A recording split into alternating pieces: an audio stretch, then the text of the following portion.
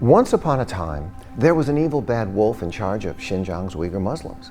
And that bad wolf did what all children know bad wolves do.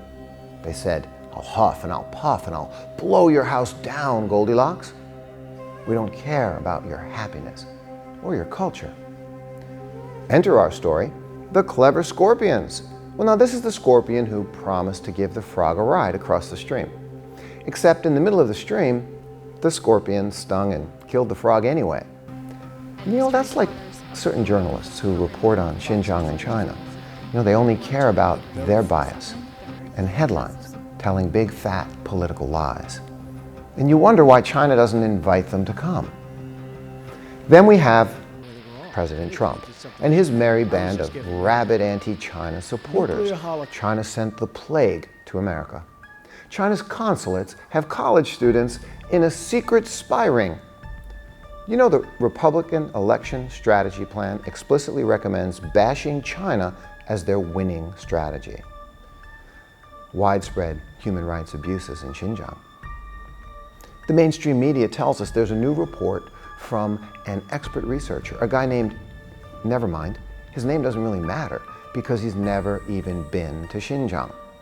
In his latest report, they typed a typo comparing a 2.1% to 8.7% use of IUDs by Uyghur women, but it was printed as 80%, and it still hasn't been corrected. Now that report is on this ominous sharp decrease in birth rates in Hotan County. However, Uyghur birth rates were already 2.5 times higher than Han Chinese birth rates. And two, Han Chinese families living there also had a sharp decrease in birth rates over the same time. Oops. Why did you leave that part out of the report? Because it shines a light on your lies.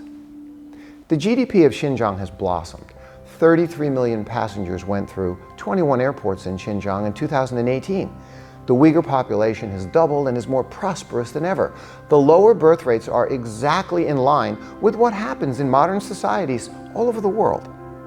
We also see this in education with enrollments in colleges and institutions. They're up 50% these past several years. Does any of this sound like cultural genocide? Are you wondering about Muslim religious freedom there? It is everywhere in daily life, with somewhere over 20,000 mosques. And yes, Uyghur children of poor families and convicted criminals are required to go to school, and children in Europe and America are required to go to school too. This is normal. So you see, this is how you are being treated like a child. Santa Claus told a little boy the sky is blue, and the researcher in the scorpions said, "Wait, Santa Claus isn't real, therefore the sky isn't blue." That's what they're doing to you, folks. They present a half-truth, a half-lie. Santa isn't real, but the sky is blue. So stop trying to tell me otherwise. This is the politics we hate. Next, there's a video floating around of 300 blindfolded prisoners from Kasha prison transferred at a train station. So what? Yes, they are convicted prisoners in restraints, but there's absolutely nothing about that video to indicate anything else. Yet, the accusations fly. Finally, prisoners all over the world labor at low wages. Claims of regular citizens in forced labor have been quickly investigated and refuted. Tian Yun, vice director of the Beijing Economic Operations Association, told Global Times he inspected many Xinjiang factories. Over 70 companies were checked. Foxconn, Yidong Electronics, Apple, Volkswagen. It's just another smear campaign. Now there's one more character in our story, Omer Kanat. He's the chairman of the World Uyghur Congress. And at their recent conference, he was asked by a journalist where the number 1 million innocent Uyghurs in concentration camps came from. This number was given to, by some or even some Western media estimates. His answer? Well, it was given to us by Western media. We don't know exactly. Astounding. Reason and Truth is not a propaganda disinformation campaign.